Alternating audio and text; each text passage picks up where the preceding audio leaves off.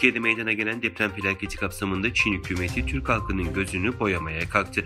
Mısırlı gazeteci Sabır Meşhur, Çin arama kurtarma ekibinin enkaza Çin bayrağı dikmekten güya yeni Müslüman olan arama kurtarma çalışanına yürüttüğü algı ve propagandalarla ilgili şok eden açıklamalar yaptı. Sabır Meşhur, Çinli arama kurtarma ekiplerinin afet bölgesinde sinsi bir propaganda yürüttüğü ve skandal adımlara imza attığını öne sürdü. Çinli bir diplomat, Türkiye ve Güney Kore ortaklığıyla yapılan Çanakkale Köprüsü'nü kendilerinin yaptıklarını öne sürerek depremde zarar görmediğini yazdı. Diğer yandan Çin işgali altındaki Doğu Türkistanlılar kendi acılarını unutarak depremzede kardeşlerinin yardımına koştu. İlk günden beri sahaya 500'den fazla arama kurtarma ve yardım ekibi gönderildi. Dünyanın dört bir tarafında yaşayan Uygur Türkleri toplamda 23.839.500 Türk lirası bağışta bulundu. Doğu Türkistan halkını çeşitli isimler altında keyfi tutuklamayla ortalıktan kaybeden Çin rejimi, Aktu şehrinde sözde Bahar Gök Gürültüsü Harekatı adı altında insanları rastgele tutuklamaya başladı.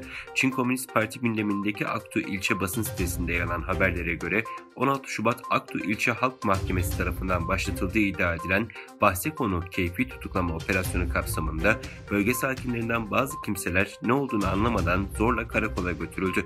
Bazıları ailelerin gözleri önünde yaka paça tutuklanıp ters kelepçelenerek alındı.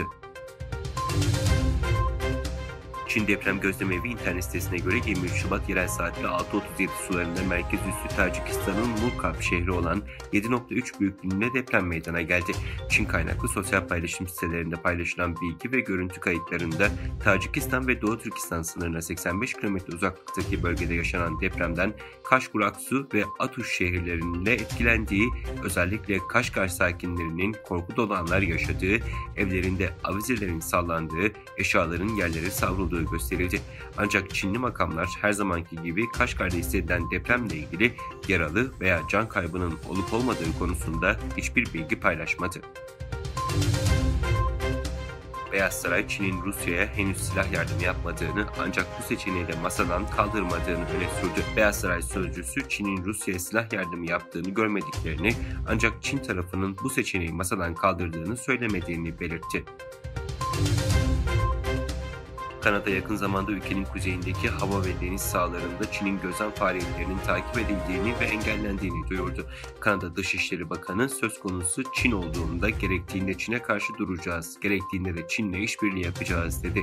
Kanada Devlet Televizyonu'nun haberine göre Kanada Savunma Bakanlığı sözcüsü, Çin'in Kanada hava ve deniz sahasında gözlem operasyonları yürütmeye yönelik son çabalarından tamamen haberdar olduklarını söyledi. Birleşmiş Milletler Genel Kurulu Rusya'ya kayıtsız, şartsız ve hemen Ukrayna topraklarından çekilme çağrısında bulunan karar tasarısını oy çokluğuyla kabul etti.